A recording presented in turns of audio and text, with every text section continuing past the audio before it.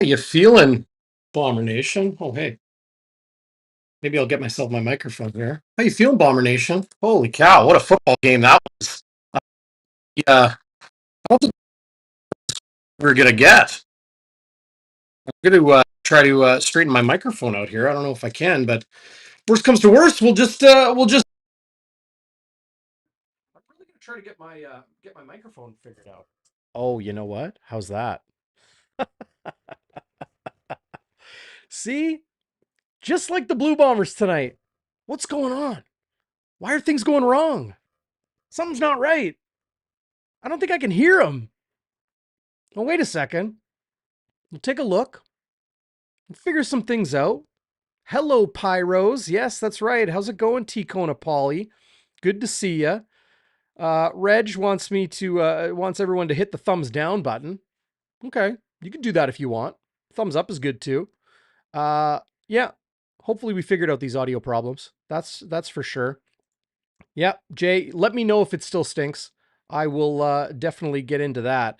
But yeah, there we go. Go DB, go. How about go Blue Bombers, go? I know that's what fans out there are thinking tonight because from the first half to the second half, was it a tale of two? Tale of two cities? Best of times, worst of times? Maybe. Reality is this was a tie game at the half. And Winnipeg went from looking like, I don't know if I'd say they're on the ropes, but looking like they just couldn't put this game together. And, Sergio Castillo missed a field goal, missed a convert. I do want to point out one thing. I don't know if you guys noticed, but when CJ Sims returned that missed field goal out of the end zone, was it the missed field goal or the missed convert? And he looked like he kind of tripped up, like out of nowhere. I'm dang sure Liam Dobson, of all players, Liam Dobson was the one who got a fingertip on Sims's cleat and tripped him up. And it almost took him like 2 steps after Dobson swatted at him to knock him down. So give the big guy in his first CFL start, I believe, tonight in place of Jeff Gray, getting a tackle on a missed field goal. Love seeing that. Let's see what we got here in the live chat. Great to see everybody. Yeah, DB got his DBs figured out. Yeah, my decibels got them figured out.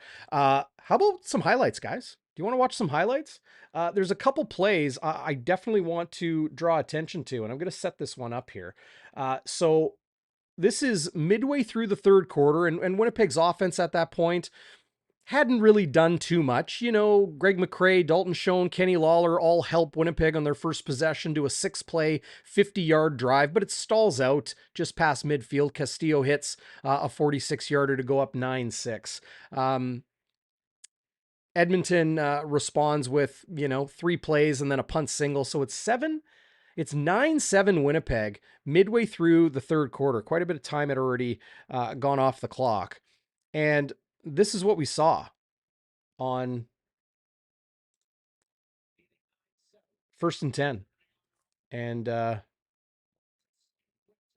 big thanks to the CFL and TSN for this play. Nick Dembski goes house, tosses the ball into section S, and Winnipeg had some life in them at that point. A fantastic play, outstanding work by the Blue Bombers offense. That was a 1-play drive.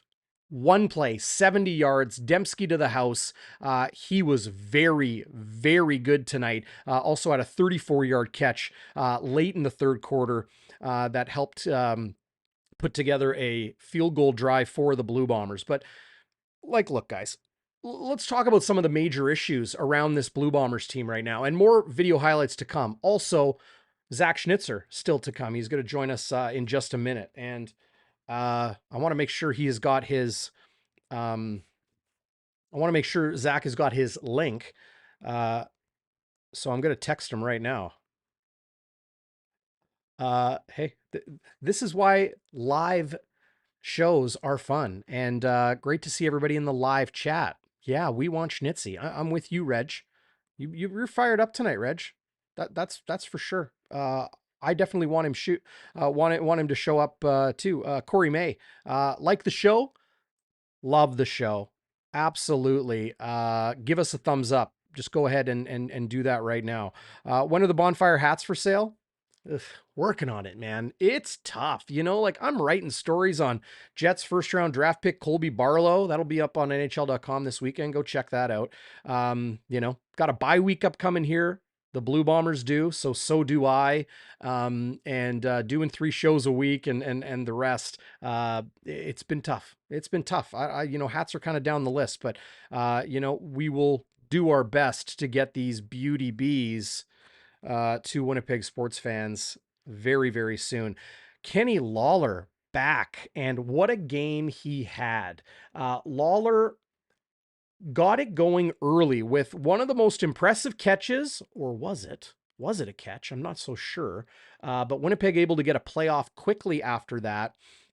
And that 28-yard catch from Kenny Lawler, just lurching backwards and pulling it in on a 2nd and 6 inside Blue Bombers territory, well, that kind of set the tone for the outstanding all-star receiver in his 2023 debut and re-debut with the Winnipeg Blue Bombers after signing as a free agent once again this offseason. By once again, I mean, well, he was with the team before. I guess you could call it, neg list, practice roster, and then making the starting lineup before really lighting up the league and getting that big contract with the Edmonton Elks a few years ago.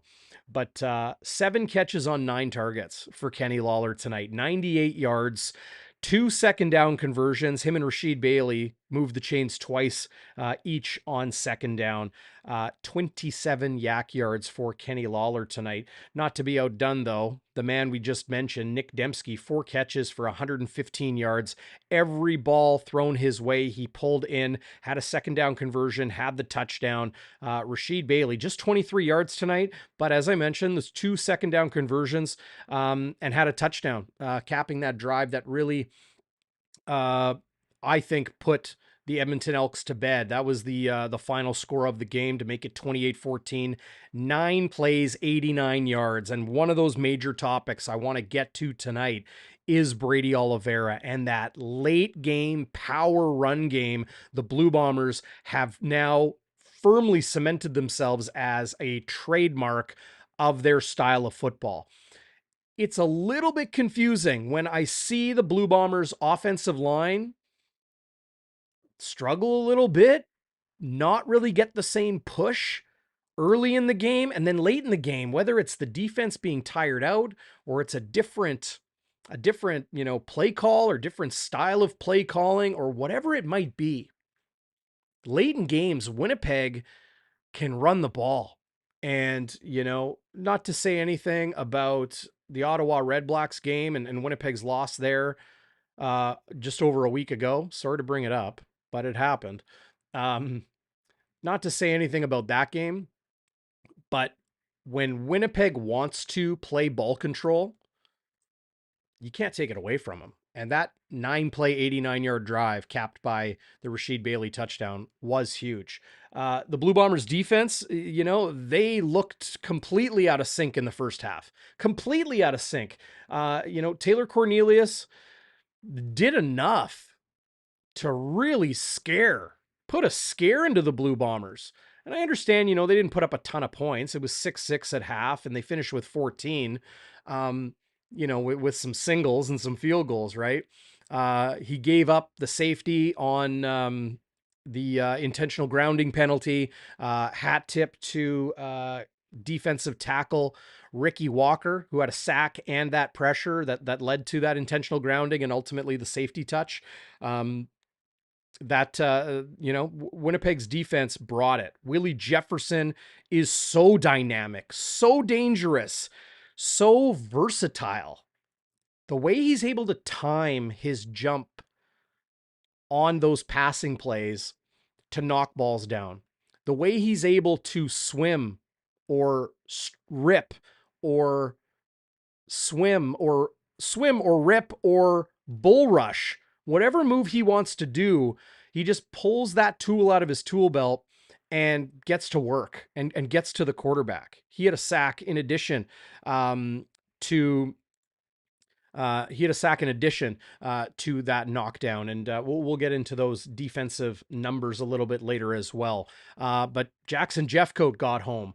Cam Lawson, who Willie Jefferson called on Bonfire Sports here. You can check out that interview. It's back on Bonfire midweek. You'll find the thumbnail with Willie Jefferson on it. He's kind of pointing. You won't miss it. Don't miss that interview with Willie Jefferson. Wildly entertaining if you haven't caught it yet. Also on your podcast app.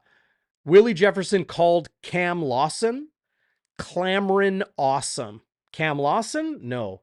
Clamoring awesome. And once again, Cam Lawson was awesome with a huge interception to really change what could have been a game-defining moment early when Zach Collaros was intercepted by Marcus Lewis, and then, Kieran Moore and Brown and Cornelius running the football 21 yards, and they were right there on the doorstep. Cam Lawson intercepts it at the 5, takes it out to the 11, and crisis averted as the Blue Bombers really could have been down early to Edmonton. Winnipeg had a turnover on downs on their first possession. Edmonton's first possession was then a 2-and-out.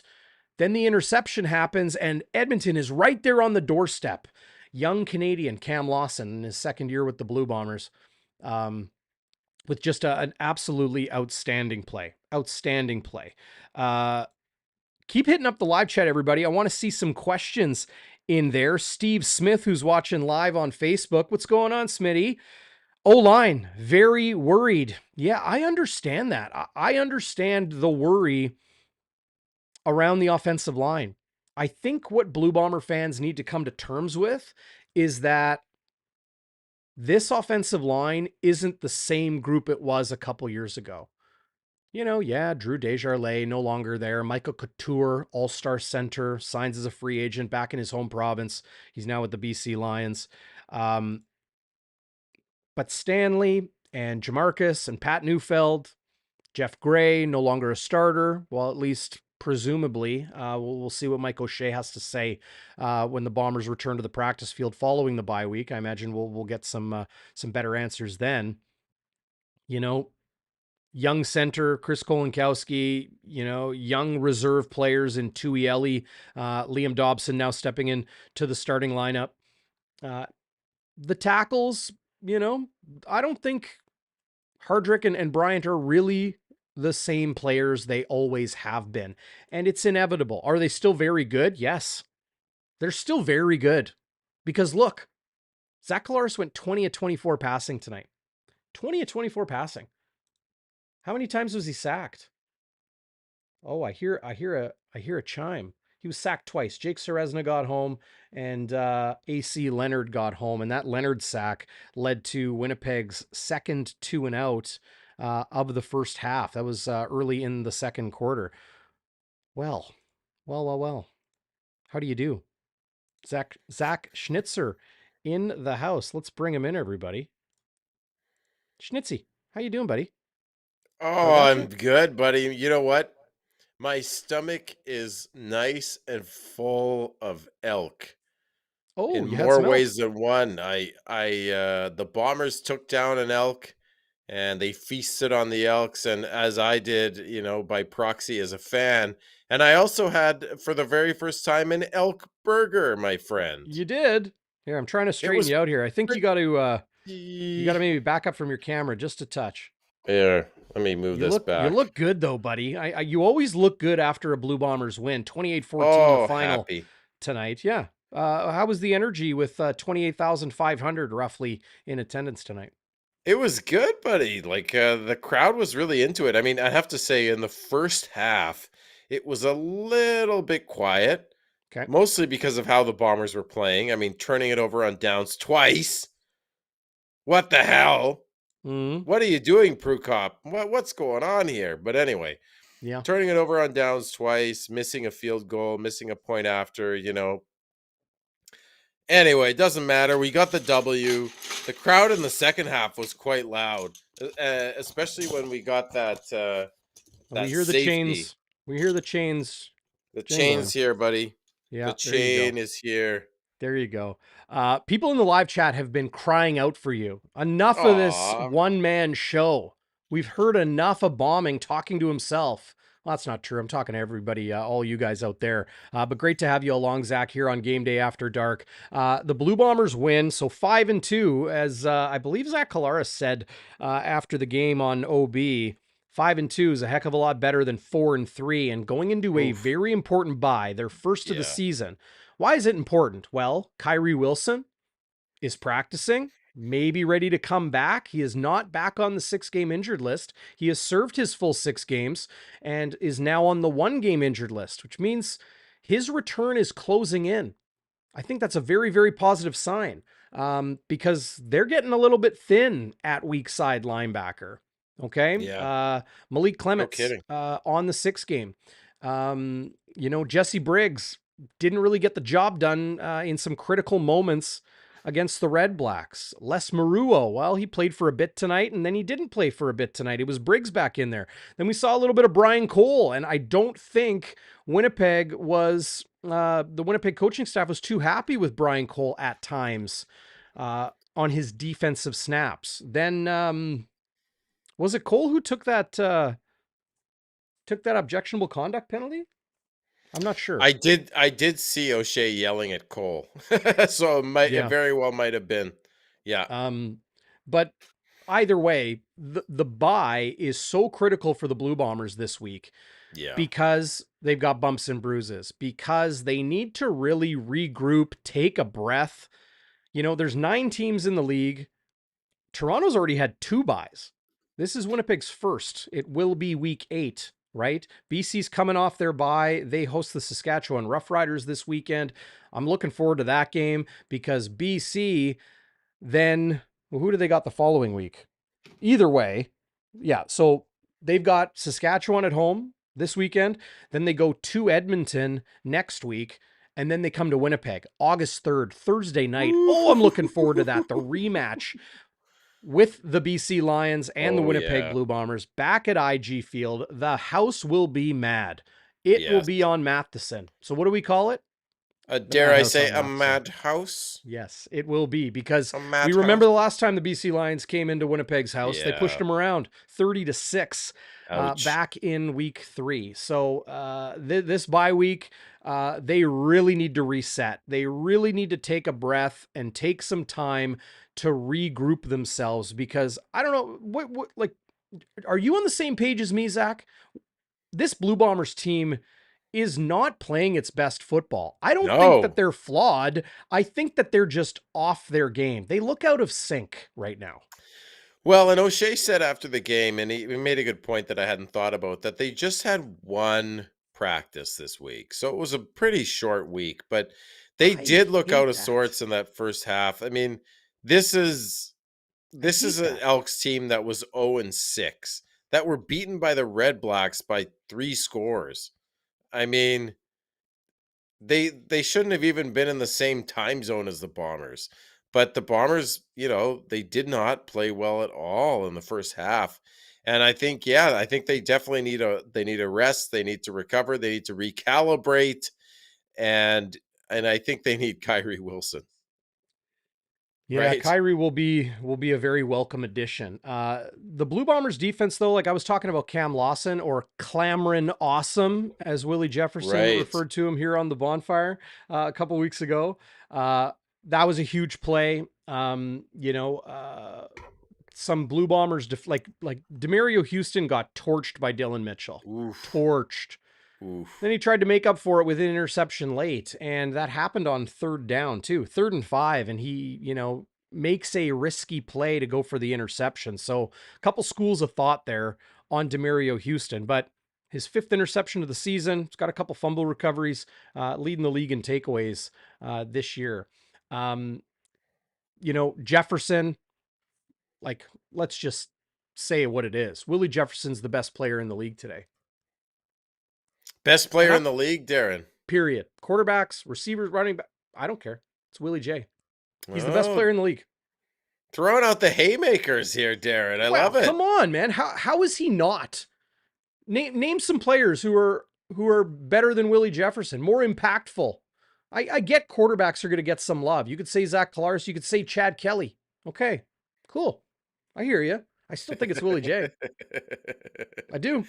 I'm just bugging you, man. Like I'm not totally disagreeing with you. What did he have? A sack, two knockdowns, yeah, just all over the place tonight. At key times, making big plays. He is a game wrecker, especially when Jeffcoat plays. Yeah, They can't contain both of them, right? yeah, yeah. Second only to Abu Daramy-Swaray in defensive plays. Darame had 6 tackles. Playing that field side corner spot. Willie Jefferson had 5 defensive plays, 2 total tackles, a sack, and 2 pass knockdowns. Yeah. Day at the Did office. the like how last game was kind of the tale of two halves. Like Ottawa didn't show up in the first half. They had like 20 yards of offense, and in the second half they roll up like 380 yards of offense. I feel like for the Bombers, the first half was just garbage today, and the second half something happened. Like the O line drank some super juice, and all of a sudden the run game was going. But again, I don't know if it's maybe it was the pass game that was setting up the run. I don't know, but they kept going to the well in the first half. Um, my cousin Maddie, who's American, was like, "It's not working. Are you trying to prove a point?" Like they just couldn't get the run game going in the first half, and then the second half they started slinging the ball much more. Zach Collaros ends up with over 300 yards on 20 of 24 passing, with a two TDs and the one interception. I mean, sterling numbers from 83.3%, right? And look at that Efficiency of quarterback efficiency rating. 129. It's that Whoa. that's a nearly perfect QBR. Yeah. Yeah. 129.2. And Uh, the pick he threw, Darren, was he had guys all over his face. Maybe he shouldn't have thrown the ball, but mhm. easy to say when you're not in the pocket Yeah, yourself. I want to get a better look at that pick before, lay a decision on it, I guess, but 83% for Yeah. 308 yards. 2 touchdowns. And enough for sure to keep the Winnipeg Blue Bombers afloat. It took some time. It was sluggish in the first half.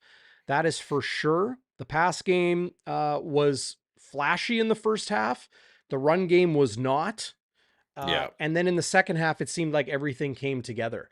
Oh I yeah. was talking before you joined tonight, Zach, about Nick Dembski and just how good he was. Just that monster play, that 70-yard Yeah. getting behind Luchez Purifoy for the 70-yard touchdown. One play, bang, Bombers take the Yeah. lead. But Kenny Lawler, it seemed like, it's like, okay, do you ease this guy in? Do you give him some Nope. time to shake off the rust? No. First ball How thrown his about that way. catch, Darren? Well, here's the thing. I know you were up in Holy the stands. It shite. might not have been a catch. Oh really? It might have hit the turf, but Winnipeg smartly hustled to the line, got a play off, and, well, the rest is history. Forget about it. 7 catches on 9 targets for Kenny Lawler tonight. No touchdowns, but 2 second down conversions. He was dang good. He was Oh, dang he good sure tonight. was. Everybody chipped in, really. Drew Wolotarski with 1 catch, but it was a big one to convert on second down. Yeah. I thought the Blue Bombers offense, when they needed to, there it is right there. Brady Oliveira, 6.5 yards per carry, had a couple big Yeah. ones. His longest was 18, but 3 times he moved the chains. Or pardon me, 3 times he had runs of 10 or more, and moved the chains a lot with 110 on He the ground. Darren, wouldn't you say like he just went off in the second half? Like he was just hammering guys. We've said it over and over again, right? Like it reminds you of 33. It reminds you a Yeah. lot of Andrew Yeah. Harris. Just that one run where they couldn't take him down, he was dragging a defensive lineman. He was dragging him. That D lineman is 300 pounds. I'm going to look up a number here. I want to find out who it was. He was dragging, I think it was Mercer. It was Curtis or Mercer. So Mercer is 42 on the Edmonton Elks. This guy, is that right? No, it might have been Mercer. Yeah, so he's a 230-pound linebacker. I think it was him. I'm not even sure. Either way, he is initiating contact. Yeah. Guys are trying to arm tackle him. He's just doing like Yeah. 33 used to do. Just keeping that rock high and tight, keeping the legs churning, keeping the hips turning, and they can't take him down. He's dragging dudes. Brady Oliveira, when he wants to, he can take over a game. And think about this. Think about this. Brady Oliveira and Nick Dembski, Canadians, Winnipeggers, I know. Oak Park Raiders.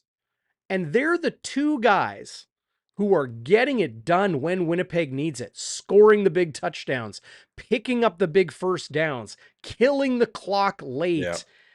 What an unbelievably awesome thing for Bombers fans and sports fans in Winnipeg to celebrate. Brady Oliveira and Nick Dembski, a Well said, young buddy. player and a veteran player, getting it done, man. It's awesome. It is It's awesome. it's it's awesome, and it's so unique to the Canadian Football League. I mentioned my cousin Matty. He's from LA, originally from Washington DC, and he came with me to the game today. And you know, when I told him that our two of us stars of our team are from Winnipeg, he just couldn't believe it. Like, that doesn't happen in the States, not in the NFL. Like, that would rarely happen. And even if it did, I don't think it would even be a big story. Mm-hmm. But when I told him about Dembski, like, that guy's from Winnipeg, dude. That guy is from Winnipeg. Yep. And I said, Oliveira, right? Especially in the second half where he was teeing off. I said, that guy is from Winnipeg. He says, well, where did he play college? UND. He goes, seriously? He played UND? I'm like, yeah. Well, that's a big school. Like, a lot of NFL guys come from there. I'm like, yeah, no shit. Like, these guys are legit.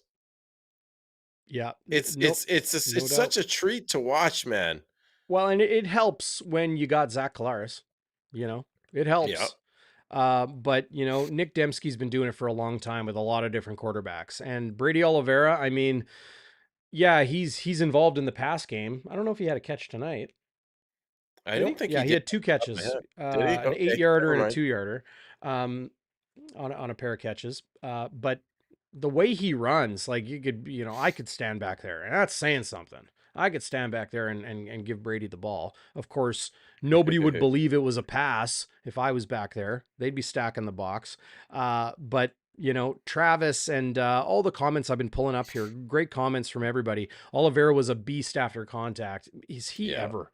It really is something. But what's your level of concern on the offensive line? Because it wasn't Well, all dominant power run game like we saw late. There was pressure. There was, times where Collaros had to escape the pocket and extend plays with his legs. yeah. Listen, the first half, I was very concerned about the O-line. I think what they gave up 2 sacks, Darren. I'm not sure how many sacks That's Edmonton had. right. It Yep. looked like it was 2 sacks. Yeah, he was pressured a lot. That interception, he was pressured, that Zach threw.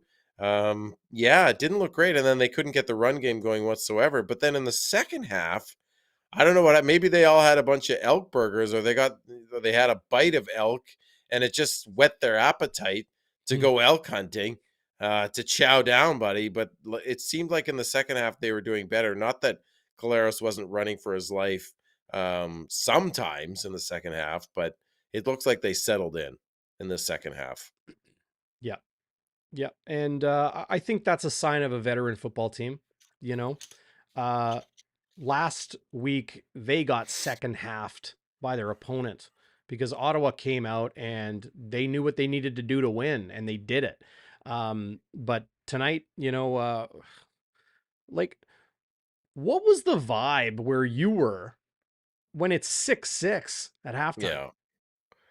I heard a lot of like those guys, like when you're sitting beside your fans and in your section, and they're like, oh gosh, what's going on here? Like Taylor Cornelius, the only way that guy's gonna beat you, unless there's an absolute bust in coverage, like Houston when Dylan Mitchell had the 70-yarder. The only way that guy's going to beat you is with his legs. He's not accurate enough. Mm-hmm.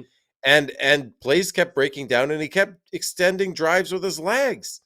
And it's like a knife through your heart. I mean, what's going on there? What is it with the Bombers and running quarterbacks? They can't. Is it because Cramdy is new in there? Is it because Merluo can't? You know, Yeah, maybe the we weak side, weak the weak side, right? side linebacker spot, that could Yeah, definitely be part of it. It could be their zone style, right? Um, but the reality is, hey, welcome to football.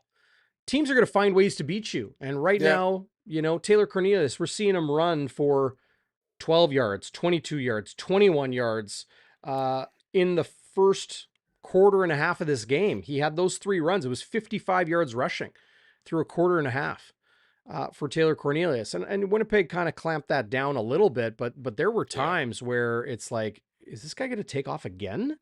yeah, Um, I think Winnipeg's D line did a good job at just playing contain, right? yeah, Chris Walby talks a lot about that on Game Day Winnipeg and our pregame show we do every week, the day before the game we go live, but we're available on demand. You guys know where to find us, pretty much everywhere, including your podcast app. So get over there and subscribe if you haven't yet. But Walby says it all the time. You know, you work to contain. That means contain your edges. Where am I here? yeah, You work to yeah, contain the edges of your pocket, yeah, and sometimes you break contain. Sometimes the defender breaks contain. Other times, the defense just works to contain the offense. It's a little bit different. It's the other way around. And I thought Winnipeg did a good job containing Taylor Cornelius in the second half. And with that yeah, came the pressure. It came the disruption from Jefferson and Jeff Coat and Ricky Walker and Jake Thomas. And, Cam yeah. Lawson Good point. had a heck of a game today beyond that interception. So, um, you know, uh, That was awesome, Cameron. Awesome. yeah, Getting an interception. But that's a good point by you, Darren. And just to answer your question too about how the fans felt with the 6-6 tie, it was especially, someone in the chat said it here too. It was especially deflating when we could have gone up 9-6 to at least get out of the first half winning, and Sergio missed his first field goal as a Bomber. he was perfect this season. Yeah, And perfect. had he hit, and it was even more deflating, my cousin who went heavy on the 15.5 spread on SIA.com/bonfire. And had he hit that, the Bombers would have covered the 15.5, but it wasn't to be.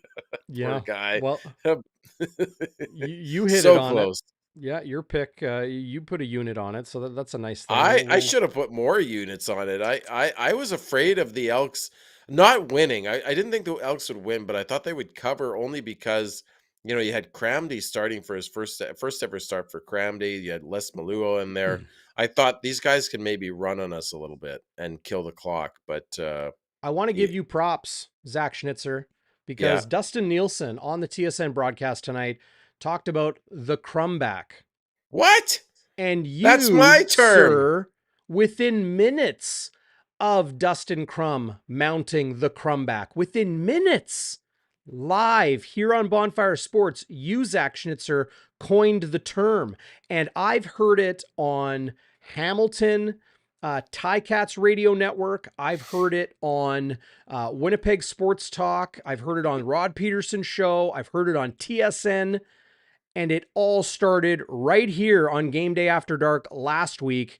You, sir, you get a game ball. And we haven't even gotten into it yet. You get a game ball It from was last week for Thank you, that, my sir. friend. The It crumbback. Heard it on it was one of CFL.ca too. Everywhere. It it, was everywhere.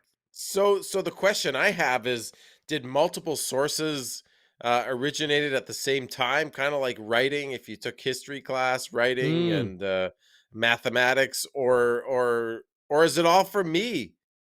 Am I the I don't kernel? know. Am I the crumb that was You're the crumb planted? bum. The You're the crumb crumba. bum that came up with that term. I mean, I'll say that this is all I know. This is all I know. The who's who of Winnipeg football, like the alumni and staffers of the organization, players on this team, on this Blue Bombers team, they all watch Bonfire. They all watch. You know, I'm having a cocktail at Chris Walby's last Christmas, and I'm chatting with, you know, former coaches and, you know, former players, really, you know, um, famous alumni, frankly. You know, here's me name dropping, right? But I'm not going to name drop. But I'm rubbing elbows with the who's who around there, and you know, they're like, "Oh yeah, so and so was telling me," and I'm like, "What? That guy? The guy that's like Hall of Famer? The guy that's, you know, in the ring? Oh yeah, he was listening to you and said blah blah blah." And I'm like, "Oh my god, crazy." You know, I had a couple. I gotta up my game, buddy. You're making me feel. So, you know, don't let it don't think for a second that if you know, absolutely kill it with a headline uh you know, ripper that is the crumb back within minutes of that incredible game. It really was incredible, whether you liked it or not. Well, Incredible game in Ottawa last week. You killed it, buddy. So no surprise that everybody picked that up and ran with it. well, thank you, Darren. I will give myself some credit. I That was one of my finer moments in life. Um, maybe I'm gonna make you a t-shirt. well, I think the Ottawa Red Blacks already made a T-shirt with a crumb back on it. Um, but I'm gonna pretend that it all came from me and that they stole it from me, and that makes me feel pretty good because you know when you're a husband with a wife and two kids, you don't get credit very often. You're like an O lineman. If no one says your name, you did well. You did Right. very well. Right. Yeah, I mean, it's like, yeah, you don't. It's like DBs and O linemen, right? Yeah, you don't want to say It's their like name. you don't hear Dietrich Nichols' name. Is that a good And thing or a bad thing? It's a good thing. And you It's a know what really else good thing. happened? You know what else happened that made me famous is I got my question asked on the coaches show this week.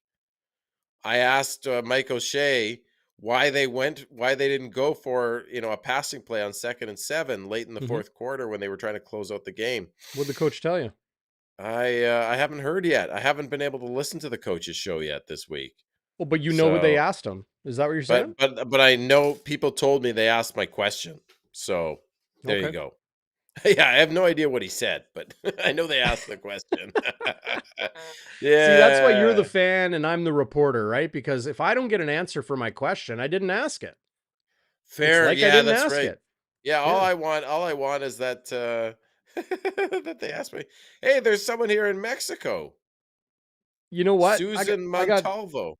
I'm getting texts on the Bonfire hotline, 204-816-TIPS, 204-816-8477.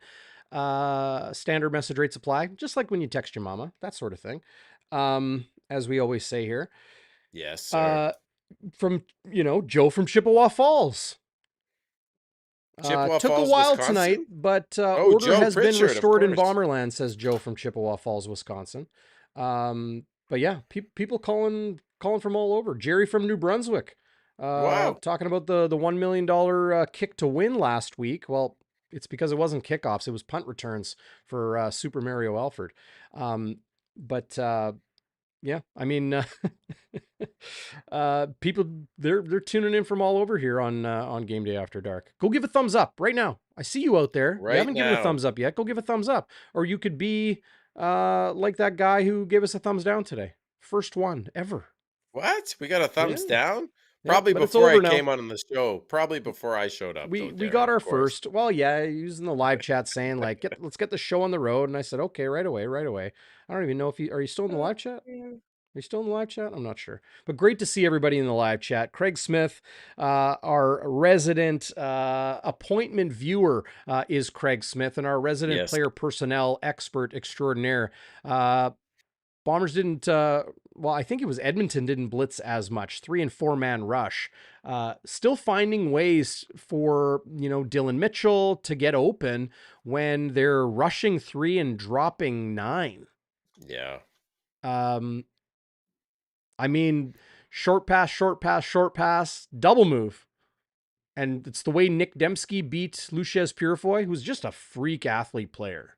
You know, you Mhm. and I've talked about that before, right, Zach? Like the Yeah. guy is just athletic like you can't imagine. He has a And kind of, freaky clown face too. oh yeah, That the clown whole, mask right. he wears, Yeah. that's stuff of nightmares, Darren. Yeah. Well, as our I'm old glad buddy my Nick kids don't Kowalski, see that. our old buddy Nick Kowalski, the Bonfire Sports OG, now working for the BC Lions, of course, after his time here on the Fire, um, capturing a lot of that on video and photo last season, but now Purefoy with Edmonton. And there's Nick Dembski working the double move perfect Yeah. on that 70-yard touchdown. And then when Dylan Mitchell did it to Demario Houston, it was gamble, gamble, gamble. Short pass, short pass, short pass, and then double move, and he's gone. And we talked about it last week, Zach, and I think even the week before, that Demario Houston really cut from the same cloth as the player he is now playing in place of, and that is Winston Rose, who Yeah. is still injured right now on the one Yeah. game, so probably coming back sooner rather than later. We'll see after the bye week here. But gamble. They like to take the risk once in a while, and sometimes it pays off. In Houston's case, it's paying off quite well this year, but then, you know, you get sevens put on you too. That one too was like a gut punch to us fans because when Dembski, I didn't see the double move. I just saw that there was no one within 30 yards of him. We get that big touchdown. It's like, okay, we finally woken up, right? The game is turning in our favor. We're not going to look back. We're going to hang up maybe 30 on them. And then Waiters. Oh that's boy. good, waiters. And then that pass to Dylan Mitchell when he roasted Houston. Oh my God, that was a gut punch. Yeah. Yeah. Tough moment there for sure. I mean, do you want to get into our Walby Warrior? I think it's time. I think it's It's time we get time. into Walby's Warrior tonight. And I don't know if you have one in mind, Zach. I do. Okay, fire away.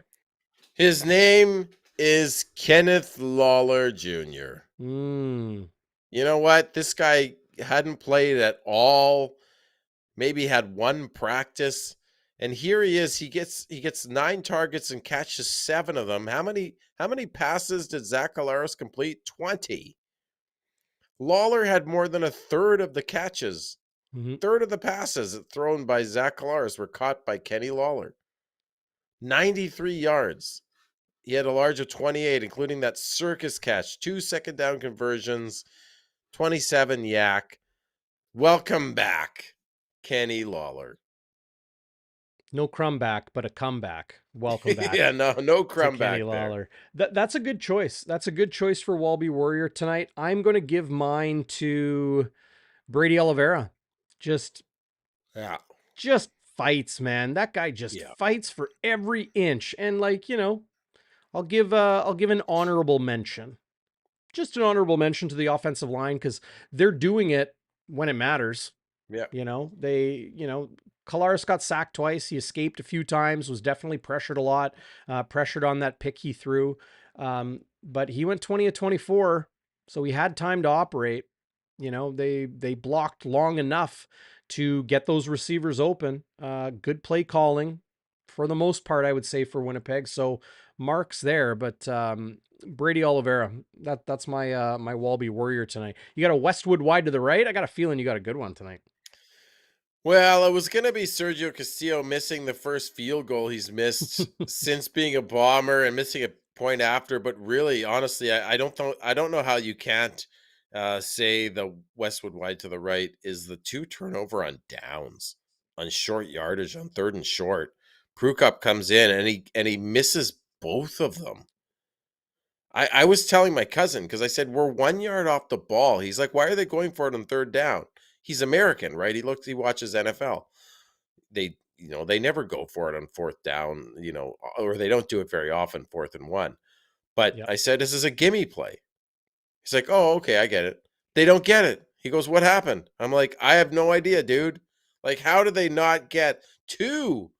You almost never see that. And you certainly never see it from the Bombers. I think the second one was a fumble by Prukop, but the first one, he just straight up didn't get it. Yep. So, I mean, do you want to blame that on Prukop? Do you want to blame that on the O line? I'm not sure, but it doesn't look good, and that's my wide to the right. Uh, in almost I'm gonna do it here because I got a highlight I want to show. Okay, so here, let me pull it up here. This is early in the game, and this is the play that Zach Collaros was intercepted in targeting Yeah. Kenny Lawler. And shout out TSN and CFL for the video highlights tonight. But if you look at the beginning of this play, the pressure, like here's Zach getting absolutely crushed. I think that's Coney Ely coming at him. I'm not sure. I'm not sure who that is. It doesn't matter. Looks Look like at the way the 56. pocket is collapsed. Yeah. Oh, look at this. I can do slow motion. How about that? Oh, wow. Uh, That's great. Stanley, I guess he lost his man. He's a bit on an He's island just there. standing there in no stands land. And look, sometimes that happens. They're only rushing. Well, what is? No, they got 5 here. Edmonton's bringing 5. Winnipeg has 5. And Winnipeg has 6. Winnipeg has 6. So they're running a tight end set, I guess. Or, oh no, it's Brady in the middle. Anyway, I am totally wrong. They're running 6 offensive linemen, and Edmonton's bringing 5. And everything's just collapsing in. Like Dobson gets bull rushed and then swim moved, and there he is getting beat, and Zach getting hit as he throws. But the ball is still not terribly thrown. I think Zach maybe rushed it a bit, and there's the interception. There's the interception for the Edmonton Elks in the first half. So Marcus Lewis, that was the interception. But it wasn't long after that, if I can pull this up, that Taylor Cornelius sets up this, and he's operating, and just a bad throw. That is just an inaccurate low throw to Kevin Brown, and Cam Awesome, or what is it? Clamorin Awesome, Cam Lawson, Johnny on the spot. Let's take a look again. That's a bad throw, because look, like, that ball was not in the guts, not in the numbers for Kevin Brown. It was off. Yeah. Like, there is a clear passing lane right down Main Street. That's an 8-yard throw. And Taylor Cornelius, 9-yard throw. And Taylor Cornelius he misses. Look at this. But that's the knock on him, right? Like, he misses easy throws, and that's a red zone pick. You can't do that. Yep. Not when you're the Edmonton Elks trying to scratch and claw and eke out a win on the road. And then Lawson does a great job getting up afterwards. And taking it from the 5 to the 11. So a 6-yard return. But there's the pick at the 5. Down, gets back up, keeps going. How about that? Awesome. So Stephen Dunbar didn't do a very good job,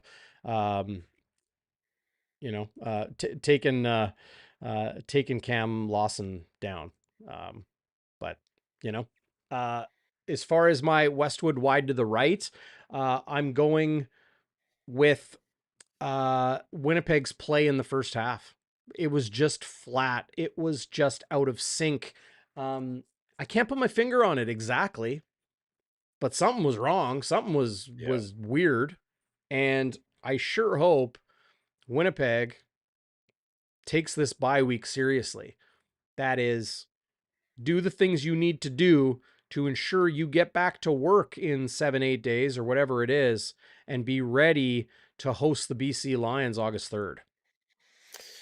It couldn't have come at a better time, right? Like, they need the rest. They need some of the troops back, and they are going to be just champing at the bit, Darren, to get back at BC. It is champing. I looked it up. Horses champ on their bit. They champ on their bit. Yeah. They don't bit on their champ. No, they don't chomp either. They don't chomp. They don't bite their champ.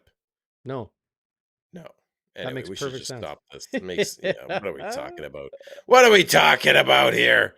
No, they will take it seriously, don't you think? I mean, some guys don't take it seriously. Some Not guys don't take the Bombers, bye though. week seriously. They go act stupid. Am I saying the Blue Bombers do that? No, I'm not saying No, that. not the I'm Blue saying Bombers. some guys. Some guys are dumb. Some guys are dumb sometimes. Yeah, some not me. But Not me or Winnipeg, you. hey, well, me or you, I'm going to be really dumb during this bye week. Real dumb. Getting crazy, Darren. You're gonna go down to Cabo or something. No, I don't know. I don't know about that. I don't know about that. That would be smart. I'm going to do something dumb. Uh, okay. Uh, once we get through Walby's Warrior and Westwood's wide to the right, it is time for the happy honker. The moment of this game that just brought some joy. Dude, for me, it's something we've talked about a couple times, and you don't often see a D lineman get an INT, but he did early in the game. Hey, Lynn, he got an INT in the red zone. That really, really is important to get when you get a pick in the red zone, that's huge. It's points off the Yep. board, at least three. So, yeah, for me, it was clamoring awesome. Cameron Lawson with the pick in the red zone. Okay. I like it. That's a good happy honker. Yeah. I will go with um I will go with Kenny Lawler tonight. He has had his trials and tribulations, right? And he made a mistake 2 years ago and he's paid for it. And then had to pay more for it. So, to see him emerge from that, hair's long, beard's full. He's enjoying him. He's looking like he's just down to business, right? Clearly been putting in the work on his own. He hasn't been able to practice with his teammates or be in the building or be on Zooms with them or anything like that. But looked like old Kenny to me. Man, I Yeah. think that's just it makes me happy that a guy can miss a third of the season because of paperwork and despite whatever happened before, missing a third of the season because of paperwork, to come back and have the game Kenny Lawler did, that's my happy honker. Well said, buddy. And whether it's a game ball, whether it's a Walby's Warrior, whether it's a Happy Honker, we're recognizing Kenny Lawler for coming in off the bench, right? Almost a third of the way of the season, a third of the way through. Here he comes and just has a Kenny Lawler type game that we would expect. Jeff Kabila's always lurking in the live chat. Sorry, I keep calling Crime Stoppers. That's 786 tips. Did I choose the Bonfire hotline number because of that one that we're all so familiar with from television commercials of our childhood? Maybe. 816 tips. 816-8477. 204 area code, as you here in Winnipeg and across southern Manitoba all know so well. That is the Bonfire hotline. Hit it up. Hit it up during the bye week. Maybe I've been doing something stupid. Who knows? Maybe you're curious. But Jeff, don't worry. Don't worry, you'll get the number right. 816 tips. Standard message rates apply. And, we also mentioned SIA.com/bonfire and people, maybe putting a sprinkle on the game and talking about the betting lines and all that. Somebody called the hotline this week and said, hey, make sure that you're encouraging people to bet responsibly. And we always do. We always encourage people to bet responsibly. And we encourage you to do it on SIA.com/bonfire and help support the channel. Speaking of supporting the channel, I might have to take in a burger and a beverage at Shannon's Irish Pub, because there is no better decision than heading down to 175 Carlton Street. Just a quick Nick Dembski jet route straight down the middle of the field from True North Square is Shannon's Irish Pub. Just down the street is what I mean. It's underneath the streets too.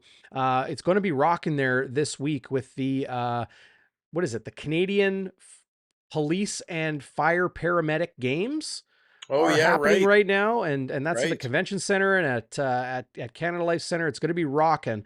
But whether you're able to get down there this week or this weekend or in the future, they're now open Fridays for lunch. So get your weekend started early tomorrow at Shannon's. They got 21 beers on tap, including all a lot of your local favorites, as well as your domestic favorites and imports as well. Great food, Jets and Blue Bombers game day specials. So this winter, whether it's before or after or during a Jets game, whether they're at home or away, they'll have the game on the TV, food and drink specials. Go see our good friends at Shannon's Irish Pub. Yeah, that's a no-brainer, and I gotta say, sorry, Bombers, but the Shannon's boar venison burger is a clear winner over the elk burger. The elk burger was pretty good, Mm-hmm. had some sautéed mushrooms on it, not bad, but the venison and boar burger just knocks it out of the park. I mean, for goodness sakes, they have blueberry compote on it. I mean, what else can you say? It's Smoked cheddar. delicious. Smoked Smoked cheddar. cheddar. Who doesn't like smoked cheddar? Tao Zen, who's joining us from Singapore? Singapore, I believe. Yep. Yeah, I think so. Not Japan. Let us know, Tao. But great to see you in the live chat. You're always here. Great to see you watching live on YouTube. I know you download the podcast too. That's always good. If you're in the podcast app right now, leave a review, and that'll help us out a lot too. But go give a thumbs up if you're on YouTube right now. Just get a Gmail address, man. Just get a Just do Gmail it. address. Don't think about it. Just do it. Might be time to retire the Hotmail. Just send an email. Let everyone know I'm on Gmail Yeah. now, like everybody else in the 2020s. But CFL Plus works great, says Tao Zen. So he's watching, Oh, good. um, watching internationally because not all the games are on CBS Sportsnet. Oh, you know what? That's right. He's in Bangkok, Thailand. Oh yes, Al Zan is in Thailand. Who was it? that's Who right. was? Oh, it was John Chan who was from Singapore. Yes, that's right. I haven't seen him tonight, but he All tunes in from corners, Singapore. all corners. Uh, Can I just say one anecdote about the burgers, Darren? yeah, Um, I like that. so the Holler at elk Lawler. burger, the elk burger has cheese on it, just like the Mhm. venison and boar burger, with the smoked cheddar. And I'm in the line waiting to pay for this elk burger, and this guy beside me goes, "Are you sure that's kosher, Zach?" He's a watcher of the show. He knows I'm a member of the tribe of the Oh, there Jewish you go. race, and he says, "Are you sure that's kosher?" And I look at him, I think, he knows about the you know, the meat and cheese. I'm like, "Wait, are you a member of the tribe too?" And he says, "Well, yes, I am." And I say, "What's your last name?" And he says, "Corn." So Stephen Corn, a big shout out to you. And then I say, "Stephen Corn, wait a second, aren't you a sleep doctor in town?" He's the guy who originally set me up with my CPAP like 15 years ago, and Oh, we just you know, just a totally funny Winnipeg moment in in line to get our elk burgers. So shout out to you, Dr. Corn. Keep up the good work, and thanks to you, I sleep easy and breathe easy. well, I'm glad he's helped you out. I can't help but laugh when I hear Dr. Corn. I love corn. uh, yeah, It's a who meme. doesn't love Go look corn? it up. I Uh, know, I know. what did you think of the, like, it was the whiteout game tonight, right? So the Bombers wearing their road whites, but with the blue pants and the new Yeah, helmet stripe this year, do you like that look? not really. How come? I honestly don't like the new pants unless they're with the new jersey, the new jerseys. And I got to be honest, and I hate to I don't like to smear any design stuff, but it doesn't quite do it for me. The third jersey or anything to do with the third jersey, aside from the racing stripe, the white racing stripe on the helmet, which I love. Other than that, they just look like big blueberries running around.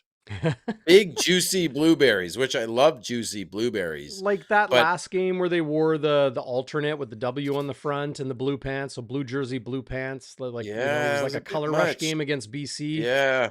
They were wearing the fog gray, I think they're called. Is it fog Yeah, gray, mist fog gray? gray. Anyway, um, yeah, I hear what you're saying. Like, this is the way I look at it. Chicago Blackhawks, the uh, the Montreal Canadiens. These are hockey examples. The New York Yankees. Okay. Notre Dame. Maybe not Notre Dame Fighting Irish, but those classic uniforms that are just, they're perfect. In today's day and age, it's always about like the new look, the third jersey, the alternate, the color scheme, the color switch, the color rush. It's part of marketing. It's part of merchandise sales and hype and excitement and just trying some different things. I think with certain franchises, like the Hawks, like the Canadians, like the Blue Bombers, once you get it right, and Winnipeg didn't for a long, long time. Oh, that lightning bolt. You know what I mean? They finally got it right. I hear you. And Yep. now when you make alterations to it, it just doesn't look good. I'm not saying they didn't look good. I don't hate it. I like tonight's look better than the third jersey. That's just me. But I think that's why it maybe just doesn't catch people so much, because that Yeah. classic gold helmet and the beautiful 3-stripe with the W on the shoulder, it's perfect. I wouldn't The change it royal for anything. blue, the royal blue and the away whites are perfect jerseys. They're unbelievably perfect jerseys. I don't know if you Yeah. can say unbelievably perfect, but Yeah, I think you that might can. be hyperbole. But yeah, I just don't love the third jersey. It kind of looks like a hockey jersey. I've tried to like it, but I won't be buying one. But that's okay. Other people like it, and it's making the club money. And all power to you. I've never designed a jersey in my life, so I have nothing to talk about. But Yep. who's this Manuke's Antlers? This is a great name. Is it a recent comment? I'm still working my Yeah. way back here. I'm still like, look at this. I'm still on champing at the bit. I Champ better scroll at right the to the bit. bottom. Yeah. Better than Uh, champing at the bot. We haven't had any bots recently, which is great. We had we had some bot issues. Is we this we is had some this bot issues, but I think we shook them. is this Manuke from Illegal Curve, you think? Who, Dave? Yeah, Manuke's Manuke's Antlers. antlers. Oh, yeah, I don't I know. wonder. My He's dad got goes a to moose the thing Manuke there. denture clinic. Oh, that's true. They're all in They the were a, same they were a family. sponsor back in the TSN days. Give me a call, Doc. Give me a call. We'll get Yeah. you. What are We'll you get the word doing? out. Jeff Kabila's with the pressing question. Do I like the jersey look more than Hotmail? Yep. Yeah, I think so. I think so. The uh bonfire burning point is one of my favorite things to debate here on yes. Game Day After Dark. What was the moment, Zach Schnitzer, that things kind of turned in the Blue Bombers' favor in their 28-14 win tonight? Well, at first, Darren, I thought it was going to be that 70-yard Dembski touchdown, which blew the game wide open. But no, the Elks come right back and they get their own like 70, 80-yard touchdown to Dylan Mitchell on Demario Houston. That one was thrown on the scrap heap. I honestly think the burning point was the safety that You the stole Elks it gave from up. me. Ah, Sorry. It was just dang. so obvious. The safety in the third quarter. By the way, it was made possible by a beauty of a bunt from Sheehan. I don't have Sheehan's numbers, but Jamison Sheehan seemed to have a banner night punting the ball. Like he was just ripping the pigskin off of that ball. I thought his punts were just great, and Yep. I think he had the Elks down on the 7 yard line, 5 yard line or something. I'd have to look at the numbers, and then yeah. Then they were able to get a set. Now, who took him down in the end zone? Was it Jefferson or Jeffcoat? Took down well, he ultimately threw the ball before he was Right. taken down. So, they called it intentional grounding afterwards, but I think Ricky Walker was there. Or I was it think Ricky Ricky? Oh, was at good for the him. yeah. He had a good game tonight too, Ricky Walker. Sort of someone who's Well, he had a been a little bit sack and he had maligned. that pressure. Sorry to interrupt you. So Yeah. pressure there. Yeah, so good on Ricky Walker for someone who's been a little bit maligned recently. Just, but you're comparing him to Drake Nevis and to the stove, but he's got big shoes to fill. But yeah, no, that for me, that was the burning point. Then they had to kick off, and I don't know the ensuing drive after that, Darren. You'd know, but did we get points on the ensuing drive after the safety? Uh, yeah, it was a 5-play, 44-yard drive. Castillo hit from 21. Right, right. So that Uh, makes it a 7-point game, right? yeah, that was Dembski's second big chunk play, Right, right? Big explosion right. play. He had the 34-yarder. Um, I w- yeah, that's the bonfire burning point to me, because it's not even like it's 14-18. So it goes from Yeah, a 2-point game to a 4-point game, but Edmonton couldn't do anything after that. They yeah. really couldn't. They went 4 plays and punted their next possession. They went 3 plays, and the game ended on 3rd and 5 in the Houston pick. Um, the one drive they had in the middle of those two was 8 plays, but there was a couple Blue Bomber penalties. I think the Abu Daramy-Swaray penalty in the late in the fourth quarter.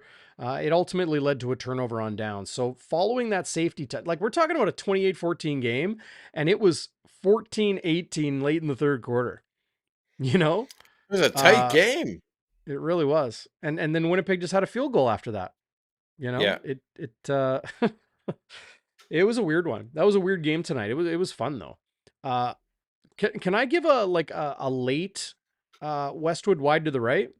yeah, Chris Benny Benz is watching live on YouTube, and I don't know if we've seen you in the live chat before, but great to have you along, Chris. Nothing personal, but I couldn't disagree more. Bring back the gold third jersey.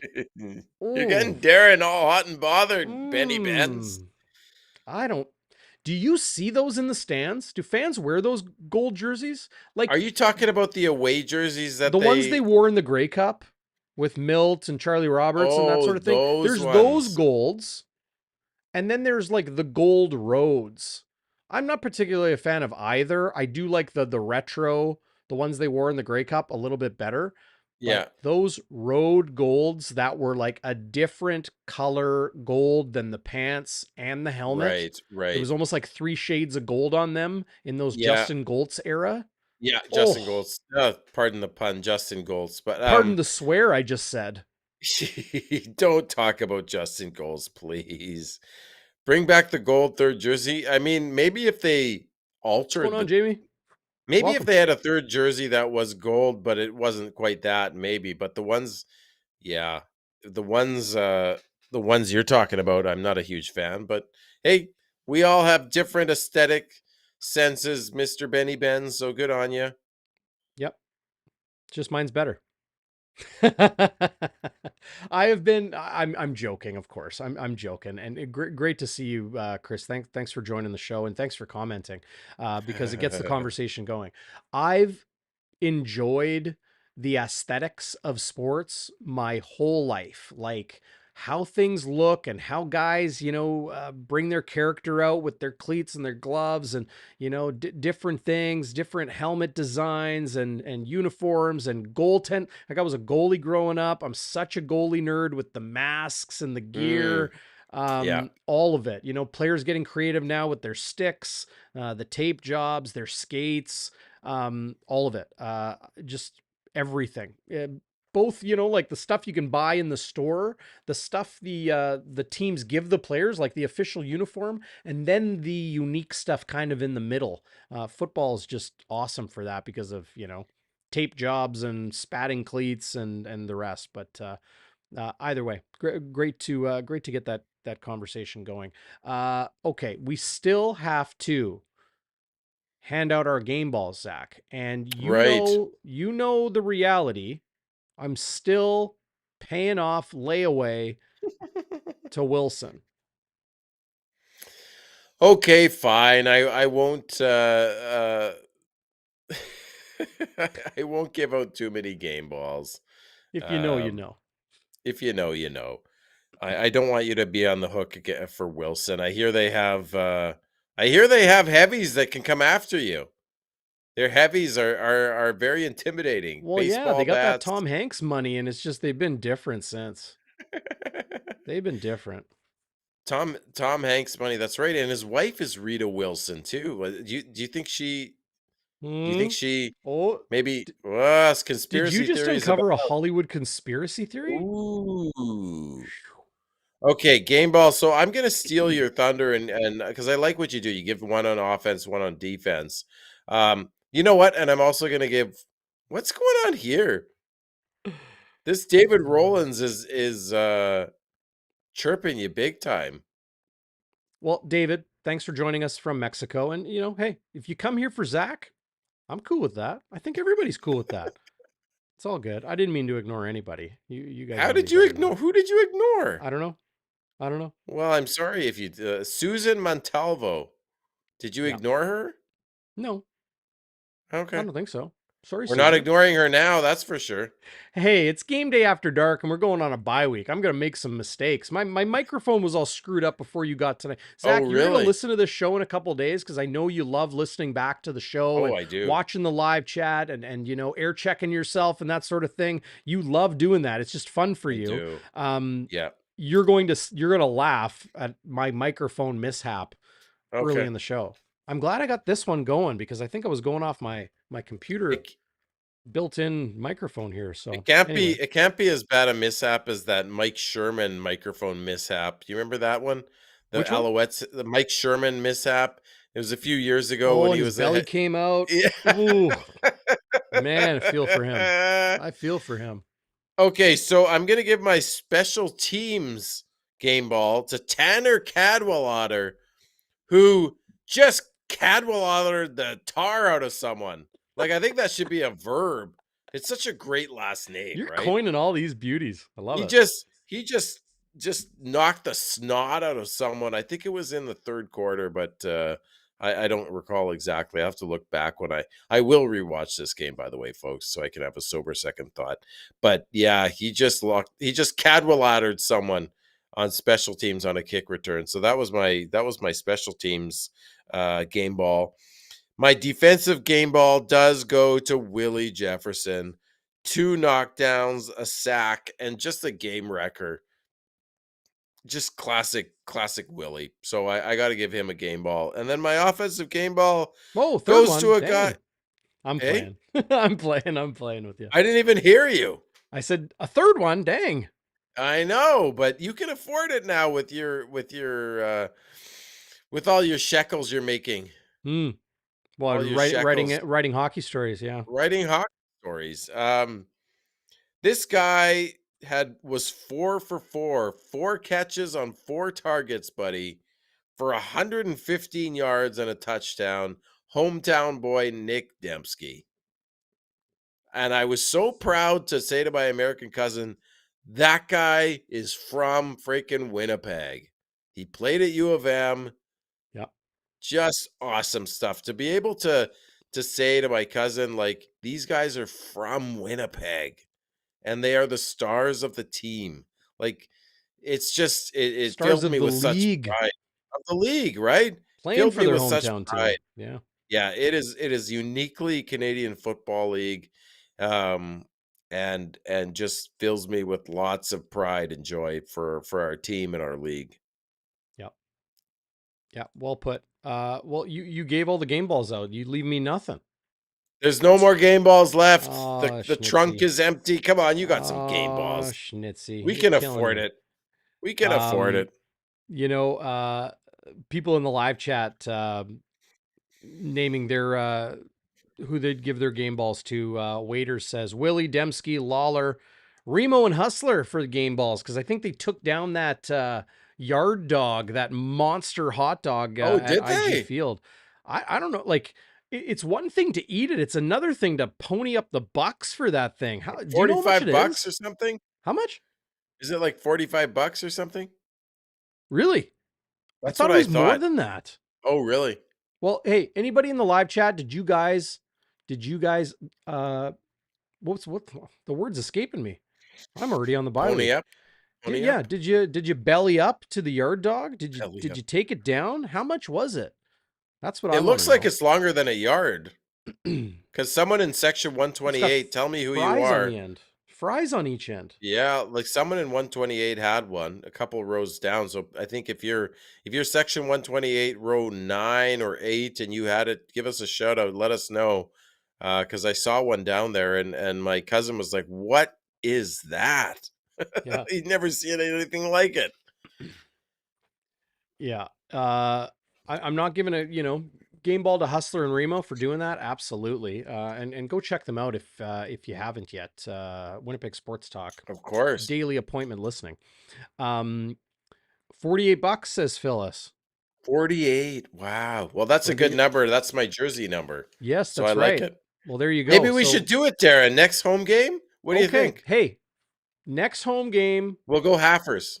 what time do you get to the game? Do you get there early? You know what? I will go there with you early. Because we gotta get going early. We can't. It's going to I take don't us a want to while try to to be eating eat it. that thing during the game. No, you and I will go to the game early. We'll go halfers on it, and we'll take that yard dog down. Crecom Mafia in the house. If you know, you know. Huh? Creative Communications. What's going on? Neon Nice. Dreams 98. Welcome. Appreciate you. That's where it all starts. That's definitely where it all starts. Do my game balls. Okay. You know how I give out my game ball. I do it as if I'm a coach on the team. Kind Right. of, role play a Coach little bit Bombing. for the game balls here on Game Day After Dark. And I'm gonna give, because you gave it to all the real dudes tonight.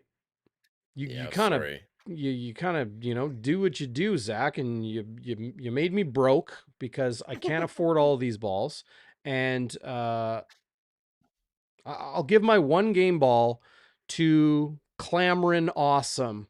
Excuse me, Cameron Lawson, the Canadian Yeah. defensive tackle who has just been damn good all season long. And there he is, Johnny on the spot on a tipped ball, a bad ball from Taylor Cornelius. But that pick, it's one thing to, knock a ball away or pressure a quarterback, whatever, but to take it, to go down at the 5, get up. Like his teammates, you can even see them. They're like, get up, get up. Yeah. And to get it out to the 11 and keep that game from getting out of hand early. Huge play. Game ball to Cameron Lawson tonight. Nice. Yep. You got any, did I miss anything? I always miss something here on Game Day After No, Dark. I thought you would give your game ball to an offensive and defensive player. So you got an offensive player? Or are you just giving out the one? Because Well, I who did took all your you gave one to Dembski Yeah. and to Willie Yeah. And and to to Cadwallader. Cadwallader, Tanner Gaskill Cadwallader. It's got Gaskell. such a long He name, he knocked the can't even put it on Gaskell his out of jersey. him. Knock the Gaskill out. Well, okay, I'll give one to Brady then. Yeah, good pick. Yeah. He was dang good tonight. Yeah, Steve. DB's out of balls. Happens. Steve is trying to steal your thunder. He wants to take down the yard dog with me, not you. Oh, So I don't know. see, Maybe the this is three. what Hustler and Remo maybe smartly didn't do. Smartly. They didn't put it on video of them eating that hot dog. So how do But we know they did it? It's not. Waiters wants It's video of us eating the dog so he can put it on his YouTube channel. okay. Well, I mean, listen. I get a lot of joy out of his YouTube channel, so fair enough. Yep. Yeah, Craig Smith. We'll send some pics. I've been enjoying yours on Facebook, Craig, of your late great buddy there. Very cute, and you could tell you had a lot of love for that guy. So anyway, always enjoy the photos. Catch radius. Yeah, I mean, I hate to say I told you so, but said it on Winnipeg Sports Talk today. Kenny Lawler is sticky. And then he makes a catch like that. I talked about catch radius. Then he makes that And then he catch, goes and shows does how it. sticky he is. And there's Mike O'Shea on the postgame show talking about him being sticky. There's no other way to put it. Kenny Lawler is sticky, man. It's like What? eating No, ice cream with his hands. but dude, people in the chat are saying that maybe wasn't a catch. Was It it was maybe not a not a catch. catch? It Like, wasn't. look, on the score sheet, for what counts, it was a catch. But in reality, Winnipeg rushed to the line of scrimmage and got a playoff. They were able to get a play off and didn't matter. Too late. What did it? Did the ball hit the ground? Yeah. Uh, Yeah. Like, I mean, he all but completed the catch. Like, it was very close, but pretty sure that was actually a drop. One thing I mentioned off the top of the show, and I wanted to get your opinion on, because I know it's close to where you sit. The CJ Sims missed field goal return out of the end zone, and it kind of right. looked like he just tripped on the carpet. Oh, You know what I'm yeah. talking about? Yeah, it looked like he stumbled a bit. Yeah. I am pretty sure Liam Dobson just caught a shoelace, Oh, really? and then two steps later he was down because he just knocked him off. You know, when you're running fast, the tiniest Yeah, yeah, yeah. alteration to your balance is going to send you flying. And I think Liam Dobson got just enough, just the edge of his cleat to take him down. They gave the tackle to Willie Jefferson. I even went up to the CFL stats crew, who are awesome. They bust their tail. They do a great job here in Winnipeg. Shout out to the on-field and off-field officials that put in the work every week, so us in the media and fans and everybody can enjoy the game a little bit more full with the numbers and everything. I even mentioned to them, I'm like, I know you guys gave it to Willie because Willie was, you know, once he was down, Willie kind of gave him the touch. And we were joking about, you know, padding Willie's stats. Well, maybe Liam needs Right. it, but they were going to take a look at it. I'm pretty sure. But hat tip, honorable mention game ball to Liam Dobson in his start tonight. Um, Nice. and somebody mentioned here too a little bit earlier, Mark Morissette watching live on YouTube. What's going on, Mark? Hope you're still here. You asked this question a little earlier. Why wasn't Jeff Gray playing? Just hours before kickoff tonight, the Blue Bombers sent out a updated depth chart, and it said Liam Dobson will start at left guard. Jeff Gray will move to a backup spot. He will dress. He will play and be on the roster. But it was Liam Dobson starting. And why did they do that? Why wait till game day if Jeff Gray is healthy to do that? I have theories, but I don't know for sure. Well, I'll say it if you don't want to. I mean, he's been a guy who seems to have struggled at times this year and last year. So I Yep. wonder if they like what they see from Dobson more, or they're trying to see what Dobson has. Well, and some people in the live chat too, Craig Smith, one of them, saying that I think, Craig, you mentioned, and Craig's got good eyes, man. He did it professionally for a heck of a long time and did it well. That Liam Dobson was maybe struggling a little bit for the first half, first three quarters, but then kind of settled in late. Hmm. He was definitely getting pushed a bit. He is a stocky, low center of gravity, hard nosed player, but sometimes it comes down to technique. It's not all about strength. Sometimes it comes down to Right. footwork and positioning Yeah. and leverage. But either way, Liam Dobson, the future's bright. You know, the Bombers have depth with Tui Ellie and Jeff Gray and Liam Dobson and Chris Kolinkowski to kind of all rotate amongst those interior spots. Pat Yeah. Neufeld, of course, you know, all-star caliber for many, many years there on the interior as well. One thing I wanted to mention here, Heart Singer watching live on YouTube. What's going on, Heart? Question: does Chris Jones have a no release clause in his contract? Well, no, but effectively, yes. He is the GM. He is also the head coach, and he is also the defensive coordinator. So the owner of the Edmonton Elks, Victor Cui, can give him a vote of confidence all he wants. It wouldn't be the first time an owner or a GM gives a coach a vote of confidence and then fires them soon after. However, because Chris Jones is the GM, the head coach, and the defensive coordinator, how do you fire him? You have to replace 3 jobs. And if you don't think a GM does anything during the season, you don't know what you're talking about. I've heard people say that. They're like, well, what's the GM got to do now? The draft's over. Are you kidding me? This past week, 2 Edmonton Elks players got injured in practice. So the day they announced 2 player signings, they said, okay, we got this receiver and this defensive back or whatever it was signed to the practice roster. And they had to release them the same day because those 2 players, Jamin Pelly was one of them. I can't remember the other, but the Canadian defensive tackle, converted O-lineman, injured in practice. One of 2 guys injured in practice, and they're on the 6 game, I think.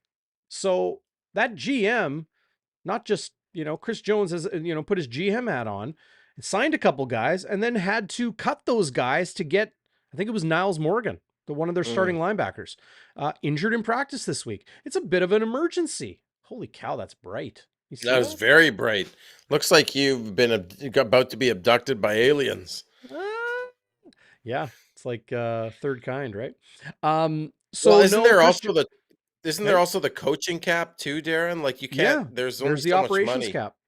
There's the operations cap. So you can't just can everybody and Yeah. hope that you're still like Chris Jones was hired for a reason. And I'm not lobbying for Chris Jones right now because his team is 0-7 and they haven't won at Yeah. home in forever. Yeah. Okay. But they hired him for a reason, and it is his brainchild, and it is his, by brainchild, I mean, it's all his theory. It's his coaching staff. It's his systems. And, Mike O'Shea complimented him. He says, you'll always compliment your opponent, but he said, those are competent, not his exact words, but something to the effect of, those are competent coaches over there, and they've got numbers, and they're measuring things, their analytics, everything. They're making decisions of why they pooch kick so much. They do it more than anybody in the league. And, I've watched, I think I've watched all of the Elks games this year. I've only missed 2 or 3 games in the CFL this season, but they like doing that pooch kick for whatever reason. And Mike O'Shea asked about that by Doug Brown on OB, and said that they've got numbers to prove it. They do their research. So you Yeah. can't. It would be so difficult. You would be so hamstrung. Worse, I think. You would be way worse off, I think. I really believe if you just fired Chris Jones and tried to navigate the rest of the season with G. Roy Simon, very inexperienced, very Very good, but inexperienced. very Yeah. inexperienced Yeah. as a CFL executive. And, finding a DC and finding a head coach, like, who do they got? I don't Yeah. know. Yeah. Stephen McAdoo, Jarius Jackson, Stephen McAdoo. Yeah. They're Marcus not going to make Howell. him a head coach. They have capable coaches. I just don't know. Mike Shepper, their special teams coordinator, he was here in Winnipeg for a good stretch of time. He's been around a lot, but are these guys leaders of men? It's a very different I thing. You don't can know. be an excellent coach, you can be an excellent position coach, an excellent coordinator, but being a head coach is different. Being a GM is different. It is different. Well, and also, I mean, do you maybe fire Jones just because you're losing the fans at this point now? Is that something that you consider? That's the only reason I could think that they would get rid of Jones at this point. Do you want a winless season? Right. Well, fair enough, right? But I I think, think that's the risk you take. yeah, That's the risk you take. And then it leaves, you know, to your point about the fans, it leaves them wondering. Jamie Fedden, who's joining us live on Facebook and watching live from Alberta. What's going on, Jamie? Got season tickets for the Elks since 1993. We need crowds in Edmonton like Winnipeg does, or like Edmonton used to. yeah. It's Well tough. Like said. I feel for people in Edmonton, man. They lose their sports talk radio station. Yeah. And I know 630 Ched has sports shows and they do a good job, but no more, more AM Nasty with two of my faves, Dustin Nielsen and the Lieutenant Eric. Love those guys. No more Dave Jameson in the afternoon. No more Lowdown with Low Tide. No more Jason Greger. Um, Matty Iwanek, one of my favorite people in the industry. All those people without jobs now. We know it well here in Winnipeg. We were there. Hmm. Those people reached out to me and to really everybody here in Winnipeg when that happened. We were definitely first to reach out back when they lost their jobs earlier this year. But I feel for Edmonton fans. Okay, you got a beautiful hockey rink. You got the best player in the world. You have a competitive hockey team that I think is just a couple pieces away from being a true Stanley Cup contender. But the football team is in shambles. The stadium, they do a very good job keeping that stadium in good shape, but it might be time for a new one. I think both Alberta markets need a new football Yeah. stadium. I don't think, I know they do. Uh, and Yeah. you lose your radio station. Your football team stinks. It's tough right now in Edmonton, and that's probably why the fans are doing other things. They're enjoying the great outdoors, enjoying the foothills of northern Alberta and central Alberta. So that's tough. Yeah, it's It's tough. sad. Very sad. It's a storied CFL's franchise. Yep. Yep. Okay. Final thoughts to you, Zach, as we wrap up game day after dark here on Bonfire Sports. Final thoughts. You're giving me credit for having initial thoughts in the first place, but Well, you have to give your sober second thought now because maybe we'll take a bye week. I know we missed the show yeah, last week, everybody. I'm sorry. sorry. We are sorry. But We hey, are life gets in sorry. the way sometimes. Life does get in the way. Yeah, I guess my sober second thought will have to wait. So maybe I'll just make it now because we should take advantage of the bye week too, Darren. People probably need a break from us. Yeah, I mean, listen, we didn't beat Ottawa. We beat the Elks, maybe not in the most convincing fashion. So here I am wondering, okay, we played the two bottom feeders of the league and we didn't exactly blow them out like we should. So the question that I think I have and that many fans have, if not all the fans have, is this Bombers team as good as we thought they were? Yeah. Are they as good as we think they should be? Are they as good as the 15-3 team last year or the 2021 team, which I think was probably the most dominant of all three of them? But are they as dominant? I don't know. Is this just a bunch of injuries hitting us? Is the O line taking a while to gel? Is it Jeff Bray? Are the guys getting older, long in the tooth? I have a lot of questions. Yes, they beat Edmonton by 2 touchdowns, but that game was close for much of the game with Taylor Cornelius playing quarterback. Yeah. So that's my final thought is I have big questions about the Bombers. Yeah. Um, I'm going to digest this game because it was a 28-14 win, which by objective standards is a dominant win. The Blue Bombers were 15.5 point favorites. That line moved on SIA.com/bonfire to 14.5, and they won by 14. Uh, Incredibly smart line by the odds makers because it was tough to pick. Yeah. But that said, I just want to reserve judgment on this team until it's either I need to digest it and get a bye week in, or the team needs to get a bye week in. I'll say this: the Blue Bombers are a better football team than they've showed lately. I believe that because I've seen what they're capable of doing, and I talk to guys on the team, and I'm around it a lot. I don't think they're flawed. I think they are just playing shitty. That's what I Hmm. think. I think they're capable of a lot more. So maybe a bye week, getting Kenny Lawler back, getting healthy. An addition of Kyrie Wilson. Winston Rose maybe to bring some veteran leadership to a young defensive group, defensive back group. Because we've got to remember, Evan Holm is young. Dietrich Nichols, Mhm. age maybe not young, but 3 years in the CFL. Houston, young. Daramy-Swaray, young. Jamal Parker, young. Winston Rose, he's been around a lot. 3 teams in the CFL. So getting some of those guys back, first bye of the season, I don't think people realize that it's training camp, and then it's preseason, and then it's another preseason game, and then it's more training camp, and then it's game, game, game, game, game, game, game. Breath.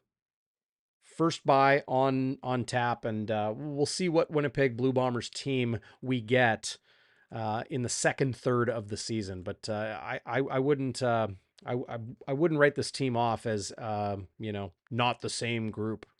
They're not as dominant, but I still think they're very capable of being a championship team. Well said, Darren. And I'd sure like them to wipe that feline grin off the Lions' face because they embarrassed us at home, and I want some revenge on the Lions. Let me just say that. Yeah, I'm looking forward to the games this week. Toronto at Hamilton Friday, Yes, Sask BC on Saturday. I'll be watching that one, 6 o'clock Central Time, and then Ottawa Calgary. Ooh, they're all good games. the crumb back again against Yeah. the Western opponent in Calgary against the Stamps. Maybe Dustin Crum will do the Blue Bombers a little bit of favor. Everybody in the West a little bit of favor. Yes, that'd be nice. Calgary coming off a pretty dramatic win in Saskatchewan. Did you catch any of that game? Which one? Riders Calgary's. Stamps Yeah, last week. no, I didn't. I just watched the highlights. It was Man, crazy. man, That unbelievable. that tipped ball to take the lead for the Riders. Wow. Yeah, it was just And moment after moment, right? It was bonkers. awesome. That's Yeah, why we this love league this rules, league. man. This Yep. league is awesome. Love it. You're awesome. I'm awesome. All Mm, our fire starters are awesome. I'm no clamoring awesome, that's for sure. Well, neither am I though. Neither am I. Although I think that was a nice gift of an interception. I would have been sad if he dropped it. Yep. Well, that's why I gave him the game ball tonight. There you But go. hey. All right, everybody, enjoy your bye week. Zach, I don't know. We'll call it questionable to doubtful that we'll do Bonfire midweek this week. But hey, we're going to be back with lots more pregame and postgame every single game here on Bonfire Sports. And we are doing this for you. So go give a thumbs up. Go drop a review in your podcast app. If you're watching this afterwards, you can still join the conversation. Hit the comments down below or hit the comments up above if you're watching on your smart TV, whatever it is. And hey, be sure to join us in not too much time. Big game on tap. Thursday, August 3rd, with the BC Mhm. Lions coming to town for a rematch. I can't wait. Me neither, Darren. Nice to see everybody on the chat and all of you listening. Make sure to hit up Shannon's at sia.com/bonfire. Oh, yes. Um, and have a good night, everybody. Sayonara from me and Darren. Have a great weekend.